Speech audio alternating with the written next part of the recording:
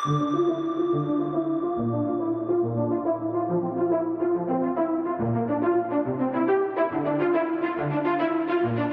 is the Multifaith Matters podcast. I'm your host, John Moorhead.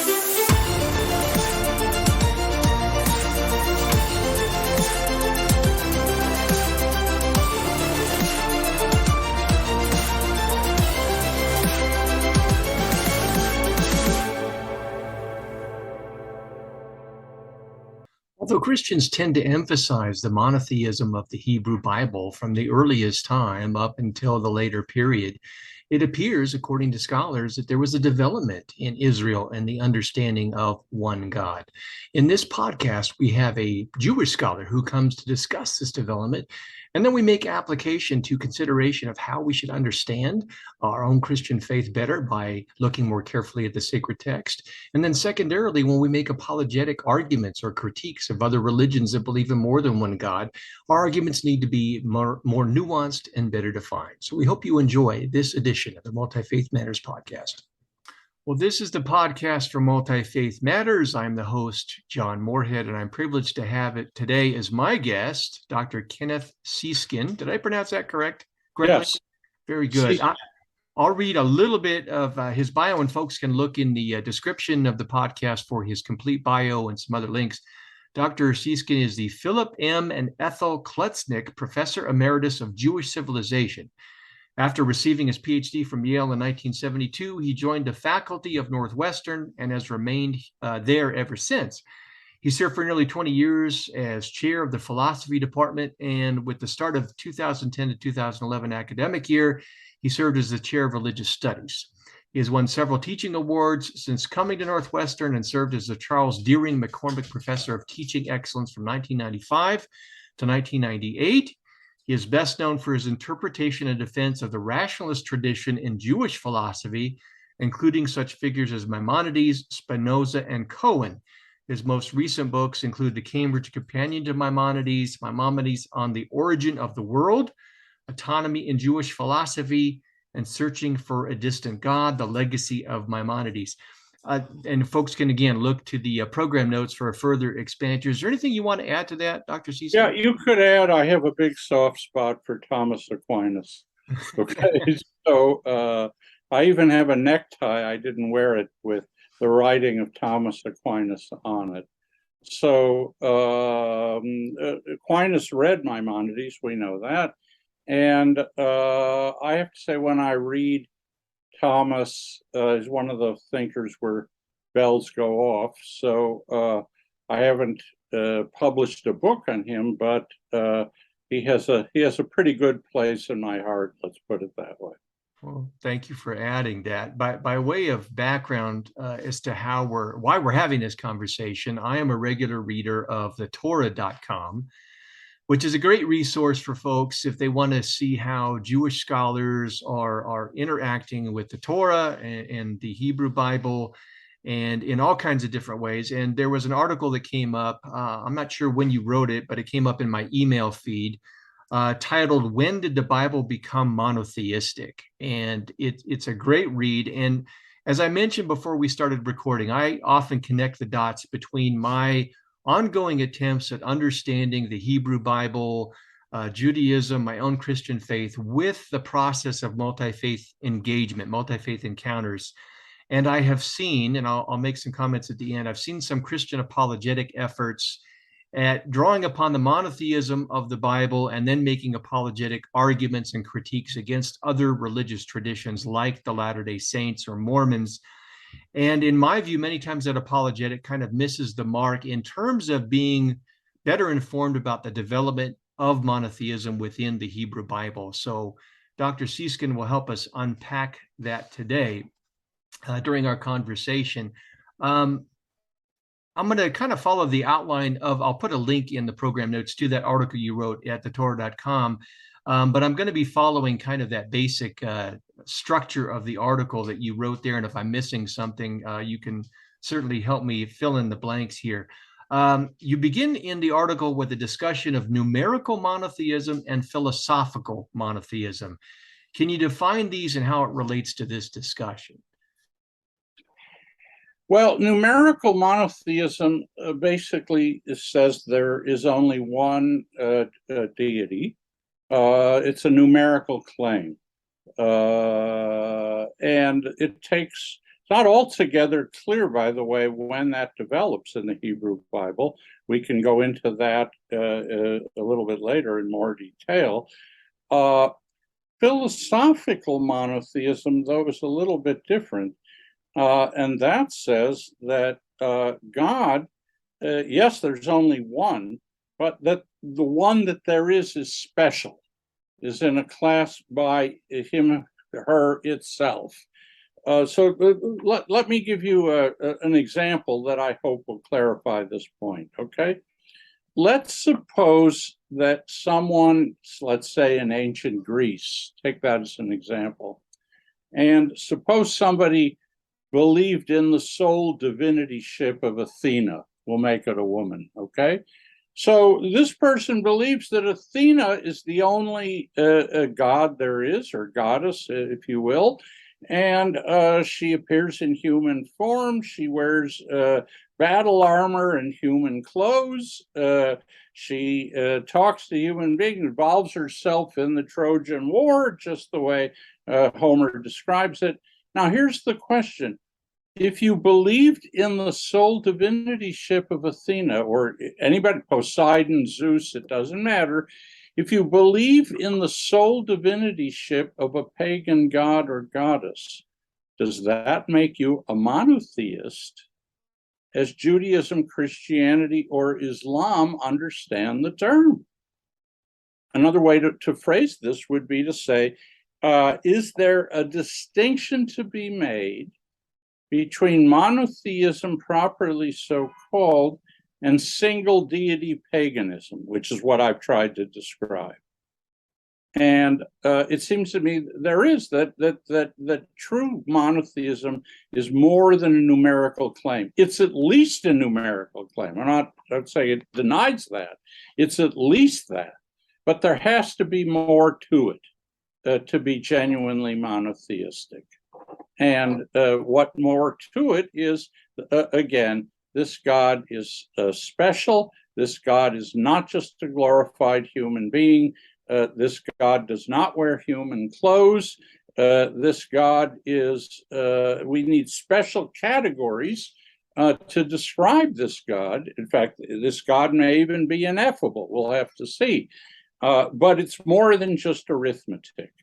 If you want a simple way to think of it, on the arithmetical claim is there's only one. The philosophical claim is uniqueness, not just one, but in a special category, unlike anything else. And so I would say that to be a true monotheist, you have to assert both.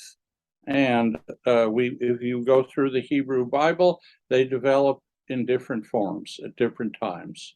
But it takes a while for these two to come together so that we have monotheism as we now would come to understand it.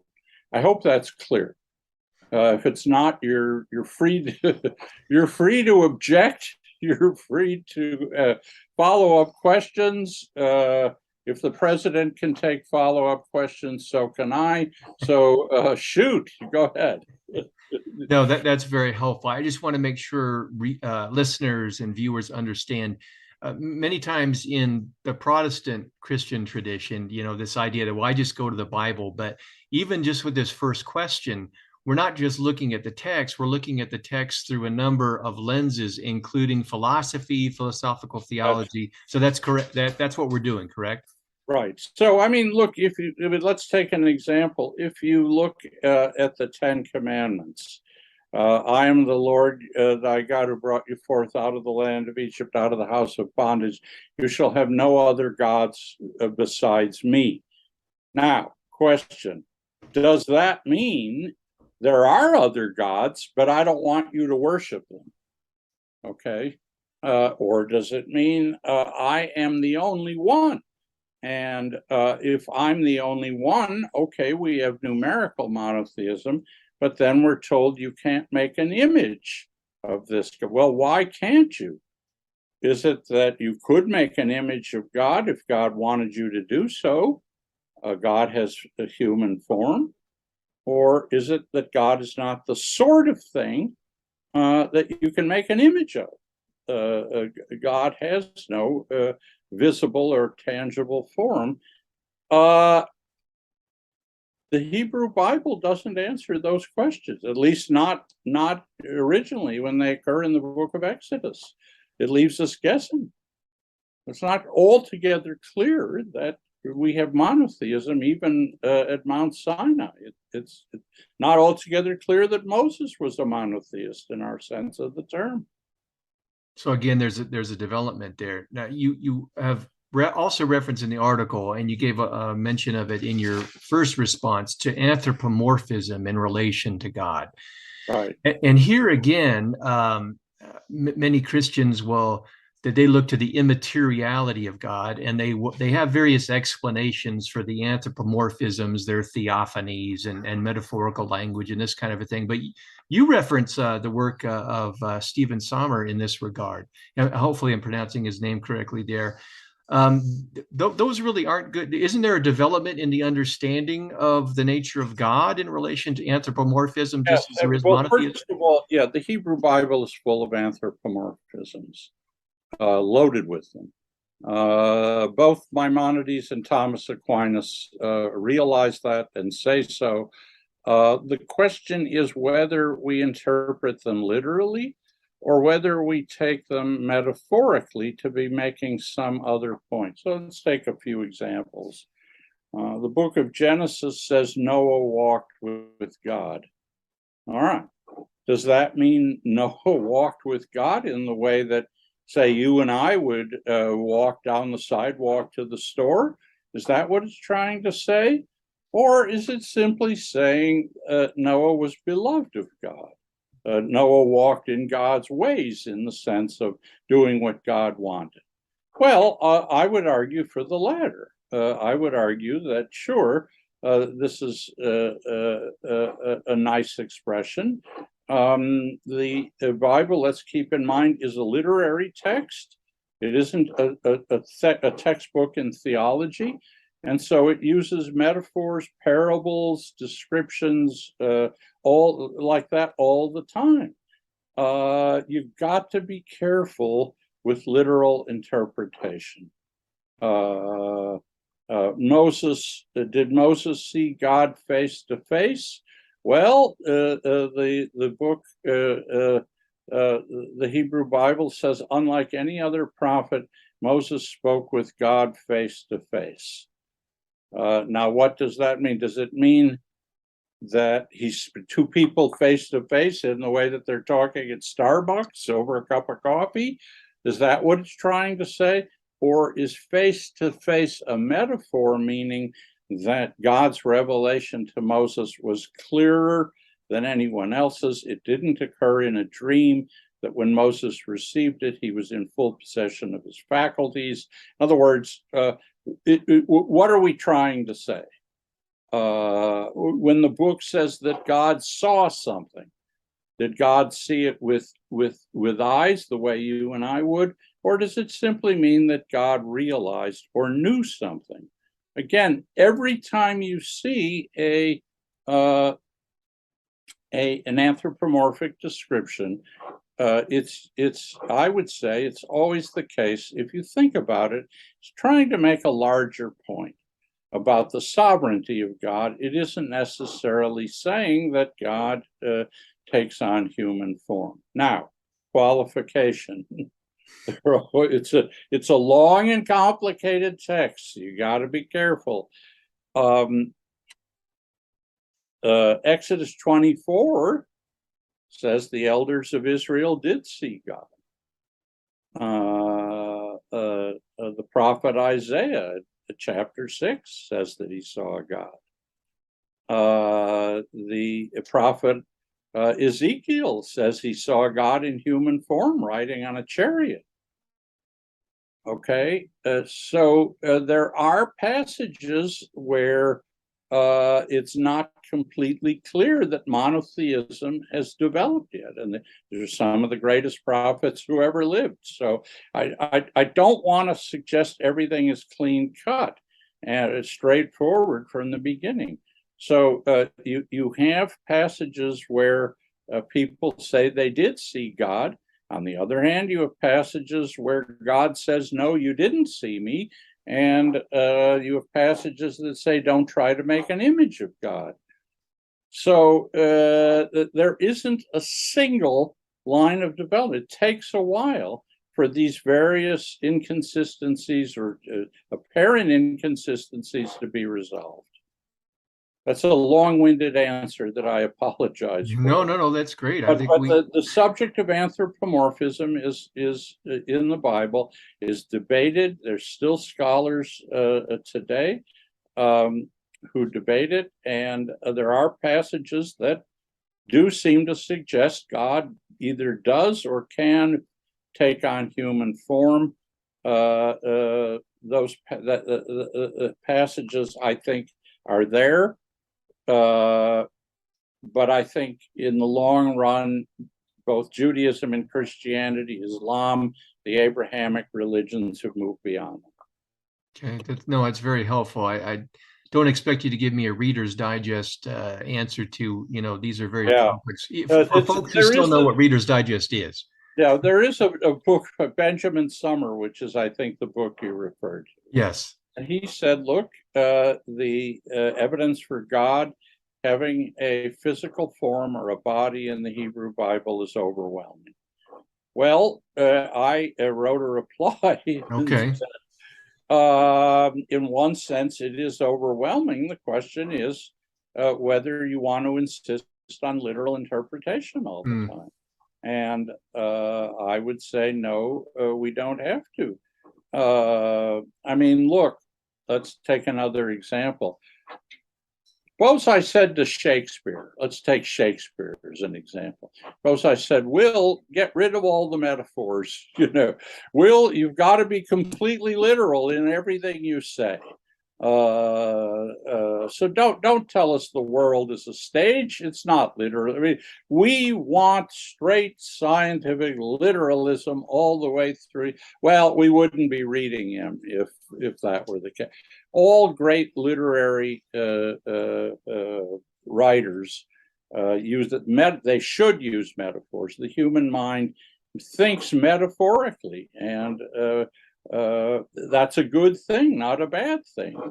I'm not, in no sense am I critical. Even science uses metaphors, for heaven's sake.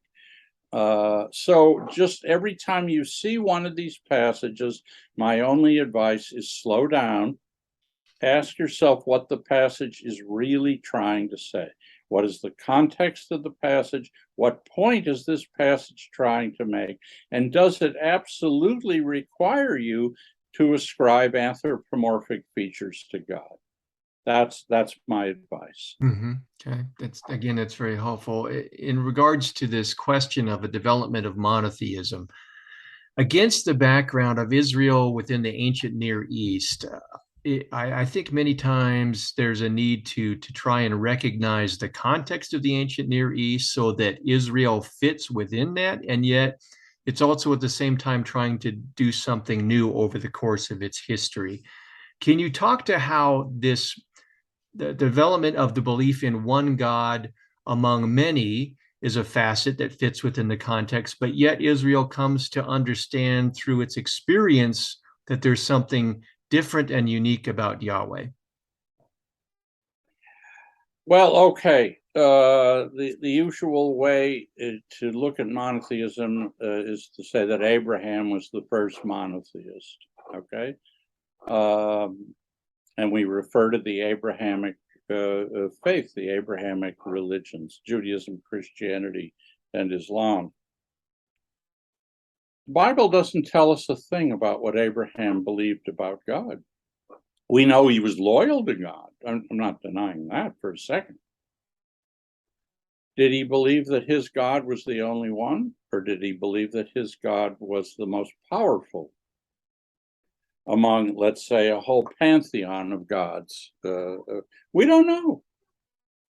No, nobody knows. Nobody, because we're not told. There are legends that have sprung up about Abraham, but the actual text doesn't tell us. When the Israelites are saved at the Red Sea, God parts the Red Sea, the Israelites cross on dry land, the Egyptian army comes and is drowned, and there's this great, it's called the Song of the Sea, a great song of triumph and jubilation. And there is a little a passage in there that became a canonical prayer in Judaism. If you were to interpret this literally, it says, "Who is like you among the gods?" Plural. Who is like you among the gods? Well, now, wait a minute. That suggests that the God who rescued them at the Red Sea is one, the most powerful, the most exalted, the one to whom they owe the greatest loyalty. But that doesn't, not only does it not deny the existence of other gods, it would seem to assert it. Okay? So it takes a while for Israel to sort of come to grips with how special this is. And I would argue that the first true monotheist is the second Isaiah, the prophet. Now, footnote, three different people wrote under the name Isaiah. And this was quite common in the ancient world. People would write under the name of their master or the leader of their school or sect or whatever. Quite common. Truth to tell, we don't know the real name that second Isaiah had. The first monotheist is in some sense nameless. Okay, but he makes two claims. The first claim is, I am the first, I am the last, and besides me there is none else. He's talking in God's name. And I repeat, I am the first, I am the last, and besides me there is none else. That gets rid of the pantheon. Okay, that we now get clarity. We now have only one. We have numerical monotheism and all the rest. But then he makes a second claim. To whom will you liken me that I should be compared? All right, now let's think about that. To whom will you liken me that I should be compared? This says God is comparable to nothing. Not the mightiest army in the world, not the strongest hurricane or earthquake. God, as I said at the outset, is in a class unique to God. There is nothing that resembles God. God is wholly unlike everything else. And this is what I've termed philosophical monotheism. Second Isaiah makes both claims. Now, if God is unlike anything else, if God cannot be compared to anything at all, then think about what we're saying. That's why you can't make an image of God. Because once you make an image of God, you're comparing God. You make an image of God as a lion, or as a human being, or as a lightning bolt, or take your pick, you would be comparing God to something on earth. And second Isaiah says, no, God is comparable to nothing at all. So I am crediting second Isaiah with being the first monotheist. I wish I could tell you more about his life or his name. I wish I could tell you where he lived, what he had for dinner, or what his likes and it. We just don't know. But these are the two claims, and they're there in the text as clear as can be. Now, again, you could argue it takes all three traditions time to develop the full implications of these claims. And I'm certainly sympathetic with that. But I would say this is sort of the landmark. This is where somebody puts his foot down and says, from now on, this is what we have to hold. Do we know enough about the time period in which Second Isaiah might have been writing, and or if not about the individual, about the experiences of other Israelites that The might have led to this Yeah, first monotheism? Isaiah is writing before the Babylonians conquered Jerusalem in 586 BC. After the Babylonians conquer Jerusalem, destroy the temple, Persia conquers Babylonia. And the great king of Persia, Cyrus, allows the Jews to go back and to rebuild the temple. So we get the second temple. Second Isaiah is most likely a prophet of the restoration. He is most likely a prophet of the generation who was allowed to return. And what he says, in addition to his theological statements, he tells the people, God is not angry with you anymore. You have paid whatever a debt there was in terms of your sins before God. God has forgiven you. You can go back now and rebuild. We can start over again. It's very much a hopeful, optimistic prophet. And then we get the theology, and the theology is unlike anything, or let's put it this way, much clearer, much more precise about the issue of God than anything that went before. Before we have ambiguity, and I would say now we've got the two foundations, the two pillars upon which this doctrine rests. So is there putting it in again in its context, is there a something of a radicalness, a qualitative difference between what we see in Second Isaiah and, for example, some have compared the development of biblical monotheism to, I think it was the pharaoh Akhenaton, and his was an elevation of one deity in the Egyptian pantheon. Was it not? I don't know enough to speak with expertise about that. I mean, look, even in ancient Greece, Zeus occupies a position on Mount Olympus that is superior to all the other. They have to bend to the will of Zeus. Is it monotheistic? Not really. Let's keep in mind that Zeus has to bend to the will of the fates, so he's not all powerful. Let's keep in mind that Apollo once got the fates drunk, so they're not all powerful. So I would say you don't, certainly not in Greece. It really isn't monotheism that I would call. The Egyptian case, I just don't know enough about, and I'm not sure we have enough record of what was actually stated to decide that one way or the other. Okay. How does how do these statements in Second Isaiah, how is that then picked up and carried forward into the Hebrew Bible and Israel's ongoing understanding of the nature of God? Well, you still have the numerical claim from that point on stands, I would say.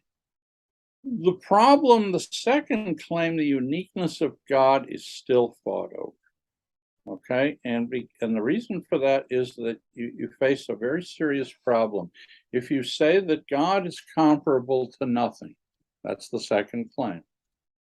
Well, then what are you going to say? How do you describe something that's comparable to nothing at all? Okay, so as things develop, I would say you have a tradition, certainly the rabbinic tradition, starts to soft pedal this, and they've got plenty of passages that are anthropomorphic in rabbinic literature. God wearing clothes, God suffering and going into exile with the people, God experiencing emotions, God having all kinds of of attributes, physical attributes. In that sense, Summer is right. The tradition is not a clear-cut monotheistic. Along comes the philosophical tradition in Judaism, which starts around the 10th or 11th century and reaches its high point in Moses Maimonides, the 12th century. And he takes Second Isaiah's insight to its logical conclusion. And this is a conclusion that not everyone likes, and to this day is still controversial. I like it, but okay, let me explain. He says that God is ineffable. No, this is Maimonides now. No human praise, no human description, is adequate to the full glory and perfection of God. In other words, he says, God is, if you want to think of it this way, God is off the chart of anything that we're or anything else is on. So he ends his discussion with the following claim, and this is where people have trouble with him. He quotes the 65th Psalm, and the 65th Psalm says, "Silence is praise to thee." Silence is praise to thee. Now, what does this mean? That God is so unique, so special, so unlike me or anything else in the created order, that the best thing I can do is to approach God with a feeling of awe and a studied silence. Because any description I start to make will compare God to something down here. And the second we do that, we miss the point. Okay, that's a pretty strong claim to make. You can see why he would make it. He quotes Second Isaiah. He says he's giving you the full implications of Second Isaiah. But there are a lot of Jewish scholars, rabbis, practitioners who would say, wait, this is just going too far. It's going way too far. What do you mean silence is praise to thee? What about the prayer book? Isn't that full of praise of God? Well, Maimonides would say, yes, it is, and you should read the prayer book, and you should read all of the praise that we give to God, but you should then, in the last analysis, see that it falls short. It's still human categories. It's still our descriptions. It's still something that we can grasp and we can get our head around. And the second that you say we can grasp it and get our head around it, Maimonides answers, then you don't have God. Because God is greater than anything we can get our head around. So this is still a highly controversial claim. And I would say that Maimonides is in the minority. Now, I'm with him 100%. Here I have to talk about, I am a Jew, and I'm comfortable with being in the minority. I have to tell, it's a personal point. It's no longer theology or biblical criticism, but the second that the majority of people agree with me, I get nervous. I get that something is not right. So if you tell me, even in my own tradition, that I have a minority voice, I'm very comfortable with that. Well, that is music to my ears, because I am often a minority voice crying in the wilderness in my own religious tradition. So I appreciate where you're coming from. I think Thomas Aquinas didn't get quite that far. In fact, at certain passages, he says he thinks this would, if Maimonides was right, this would leave the average person standing in church confused and befuddled, and well, it does, and it would. I mean, Aquinas is right about that. And yet, as I read Aquinas, if you read him closely, I think he's actually closer to Maimonides than he's often characterized to be. Not quite as extreme, but I think he is certainly sympathetic with what Maimonides is trying to say. Well, I want to make application to the focus of this podcast, but before I do that, your article gives a summary of some of the important issues and the elements involved. It's multi-layered, it's complex, there's agreement and disagreement among scholars and rabbis and so on. It's a tall order, but can you kind of summarize the issue in that there is, in your view and the view of many others, there is a development in the Hebrew Bible, starting at one place, I don't know if we want to call it henotheism or what have you, to monotheism. Can you just summarize that? I mean, look, again, we don't know what Abraham's theology was. We don't even know if he had a theology, for heaven's sake. When we get to Moses, who's often called one of the first monotheists, well, as I said, you look at the commandments that Moses gives us. He doesn't tell us why we can't worship gods other than the God of Israel. He leaves that we can't, but he doesn't tell us why. So there's a big question mark there. And he doesn't tell us why we can't make and worship an image of God. Leaves that completely open.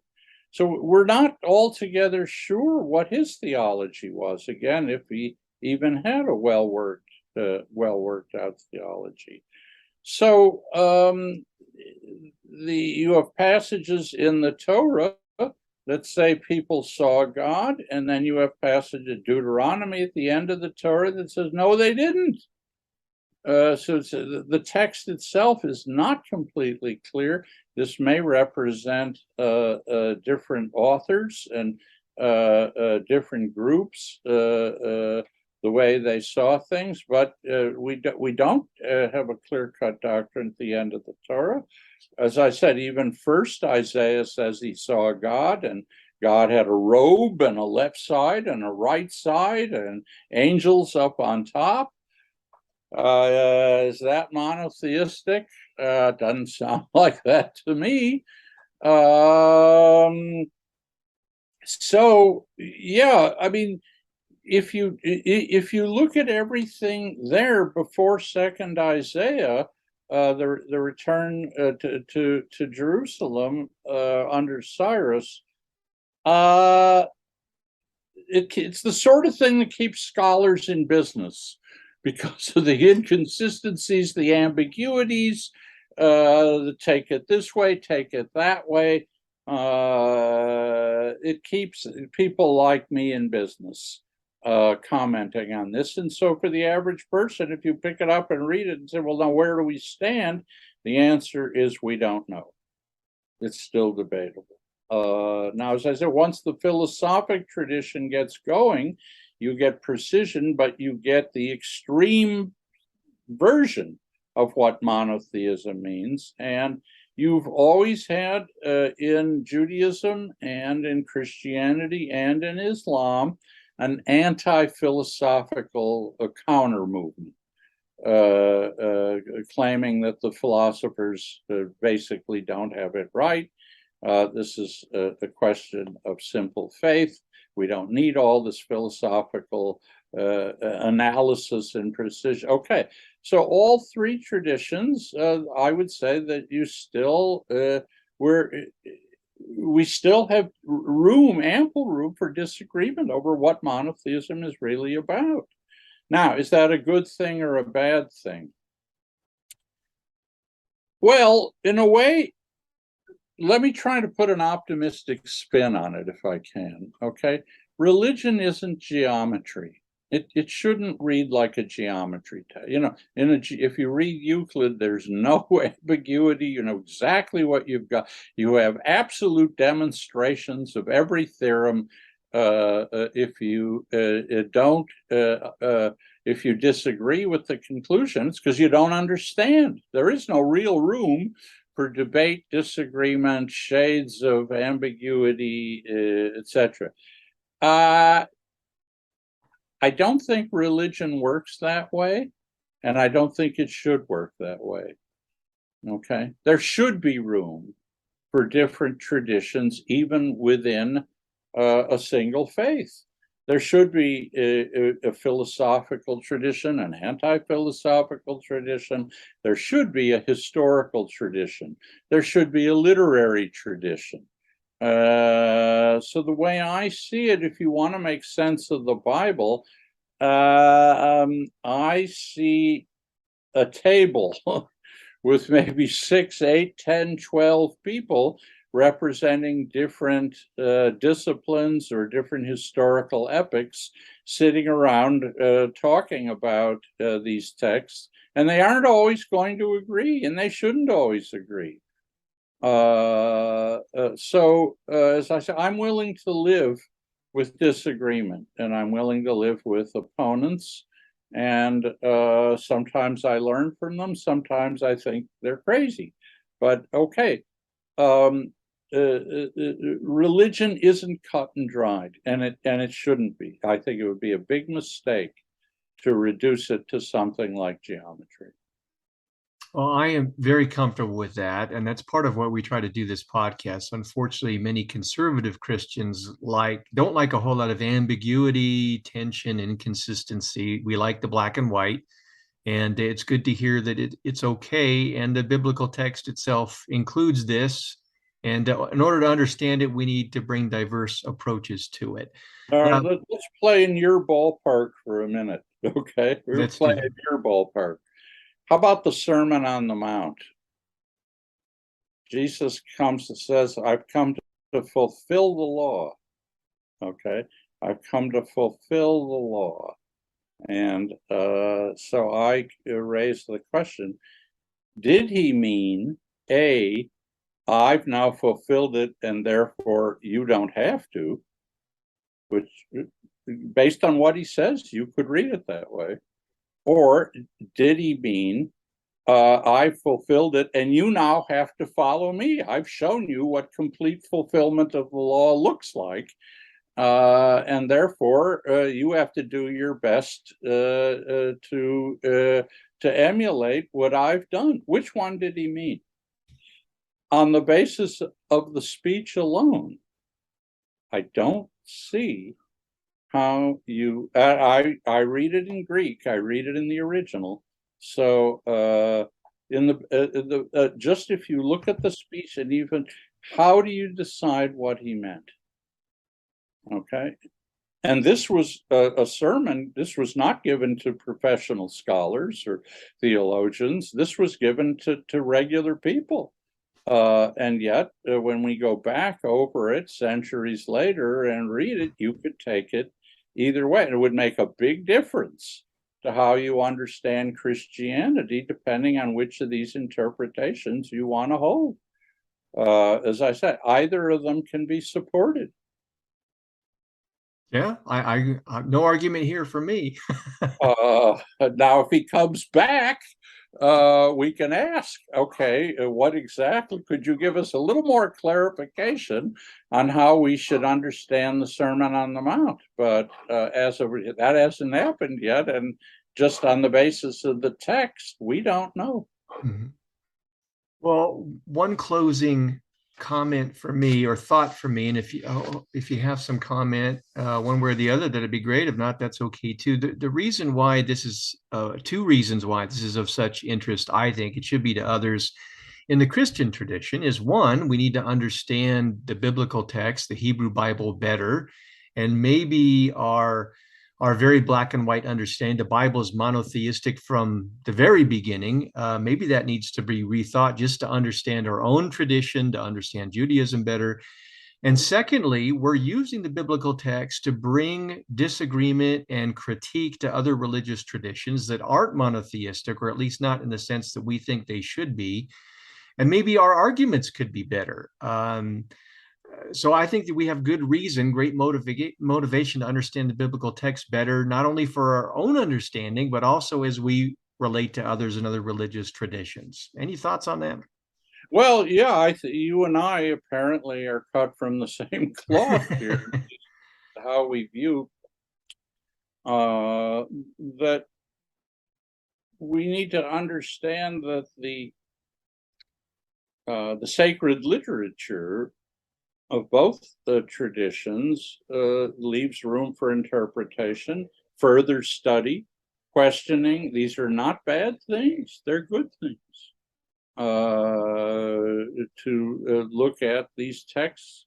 And by a critical mind, I don't mean trying to disprove it or something. What I mean is trying to go through the scholarly literature and trying to see what alternatives there are and what choices we have to make for ourselves. This is all to the good. This is all to the good. When you read these texts, they're not cut and dried. It's not like picking up the newspaper and reading about a murder investigation where you get complete literal statements, factual statements, 1, 1, 2, 3, 4 down the line. They don't read that way. They shouldn't read that way. They reflect the historical climate in which they were written. They have literary devices. They make theological claims. So the thing here, when you read sacred literature, open your mind. Open your mind to what it's trying to tell you. I try not to criticize other traditions. There are religions that are not monotheistic. It's not me. I'm not a follower, but I don't like to pass judgment on the rituals or the literature traditions of faiths outside my own or even outside the Western tradition. So, we have enough trouble within the Western tradition. So let's keep it there.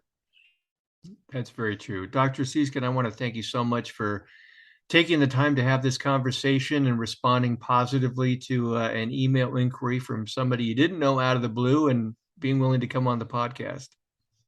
It's my pleasure. This was a fun time. I thank you for inviting me. This was a nice way to spend the afternoon.